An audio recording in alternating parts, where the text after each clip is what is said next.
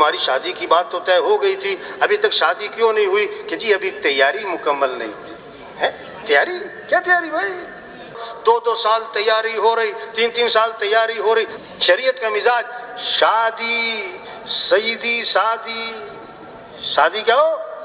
شادی کیا ہو؟ سادی ہو، سستی ہو، آسان ہو، جلدی ہو۔ ہاں شیطانی مزاج ہے، شادی مہنگی ہو، مشکل ہو، رواج کے ساتھ ہو اور تاخیر کے ساتھ ہو۔ ہاں شادی میں 2 چیزیں ہیں، نکاح اور ولیمہ۔ نکاح کے لیے بہتر ہے مسجد میں ہو، حدیث میں آتا ہے نکاح مسجد میں کیا کرو۔ نکاح کہاں کرو؟ مسجد میں کرو، اور نکاح کی تشہیر کرو۔ اور ولیمہ ہے، آپ صلی اللہ علیہ وسلم کا ولیمہ ہوا، آپ نے صحابہ کو کھجوریں کھلائیں، ولیمہ ہو گیا۔ ہاں ایک ولیمہ ہوا، آپ نے سارے مدینہ منورہ کو کھانا کھلایا، یہ مالداروں کو راستہ دیا۔ اگر زور دکھانا ہے تو کیا ہے؟ ولیمے پہ سب کو بلاؤ، لیکن ایک بات آپ نے فرمائی، بدترین ولیمہ ہے جس میں مالداروں کو بلایا جائے اور غریبوں کو نہ بلایا جائے۔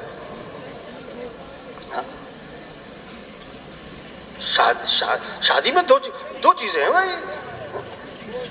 شادی ہو، سستی ہو، آسان ہو، جلدی ہو۔ اب زور لگ گیا، شادی کے موقع پر ایک فہرست بنا کے بیٹھ جاتے ہیں، یہ بھی کرنا ہے، یہ بھی کرنا ہے، یہ بھی کرنا ہے، یہ بھی کرنا ہے، یہ بھی کرنا ہے۔ ان سے پوچھو بھائی یہ سب کچھ کیوں کرنا ہے؟ پتہ کیا جواب دیتے ہیں؟ یہ سب کچھ کرنا پڑتا ہے۔ تو یہ جواب ہے، یہ سب کچھ کرنا پڑتا ہے۔ ان سے پوچھو یہ سب کچھ کیوں کرنا پڑتا ہے؟ پتہ کیا جواب ملتا ہے؟ آپ کو پتہ نہیں ہے، کرنا پڑتا ہے۔ یہ کچھ جواب ہے؟ زور لگ گیا۔ حضرت عبد الرحمن بن عوف رضی اللہ عنہ کی شادی ہوئی اور حضور صلی اللہ علیہ وسلم کو پتہ بھی نہیں۔ آپ نے ان کے کپڑوں پر ایک خوشبو لگی دیکھی، فرمایا عبد الرحمن یہ تمہارے کپڑوں پہ خوشبو کیسی لگی ہے؟ عرض کہ حضور تزوجت، میں نے شادی کی ہے۔ ہاں اللہ کے نبی فرمایا ولیمہ کر لینا، چاہے ایک بکری ہو، ولیمہ کر لینا۔ اللہ کے نبی نے فرمایا انسان کی بدبختی کی علامت ہے امیدوں کا لمبا ہو جانا۔ امیدوں کا مرنے کا پروگرام اتنی لمبی پلاننگ ہوتی ہے لوگوں کی، درمیان میں مرنے کا پروگرام، مرنے کا کھاتا۔ دیکھو نا 100 آدمیوں سے پوچھو کتنے جوڑے رکھے ہوئے گھر میں، 100 آدمیوں سے پوچھو نا کہ کتنے جوڑے رکھے ہوئے ہیں، جوڑے لباس 10 15 20، بعض نے 25 رکھے ہوئے۔ ہاں کیونکہ جینے کا پروگرام ہے۔ اب 100 آدمیوں سے پوچھو بھئی کس نے اپنا کفن لے کے رکھا ہوا ہے، اپنا کفن لے کے کس نے رکھا ہوا ہے؟ 100 آدمیوں سے پوچھو تو 100 میں سے کتنے نکلیں گے؟ کوئی 1-2 ہوں گے شریف آدمی جو ہے، ورنہ کفن کیوں نہیں لے کے رکھا؟ کفن لے کے کیوں نہیں رکھا؟ کہ مرنے کا پروگرام۔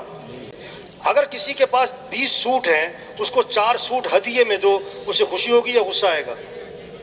کیوں بھائی؟ اب کفن تو اس کے پاس ایک بھی نہیں ہے، اگر کسی کو کفن ہدیے میں دو،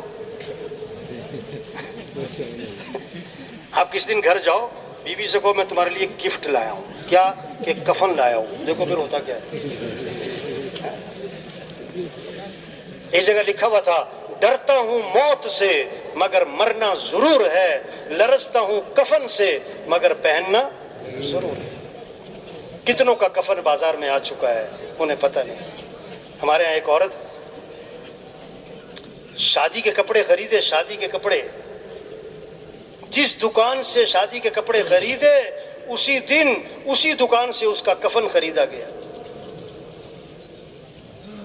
اسے کیا پتا تھا میں شادی کپڑے لے کے جا رہی ہوں، یہ تو ابھی درزی تک بھی نہیں پہنچیں گے، وہ سامنے میرا کفن رکھا ہوا ہے جو آج میں نے پہن کر دنیا سے روانہ ہو جانا ہے۔ ریل گاڑی پٹری پہ چلتی ہے، ایک انجن 20 ڈبے کھینچتا ہے، پٹری سے اتر جائے تو 20 انجن ایک ڈبہ بھی نہیں کھینچ سکتے۔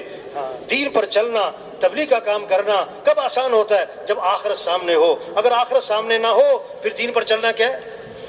پھر تبلیغ کا کام کرنا کیا ہے؟ مر جانا ہے، رہنا نہیں ہے۔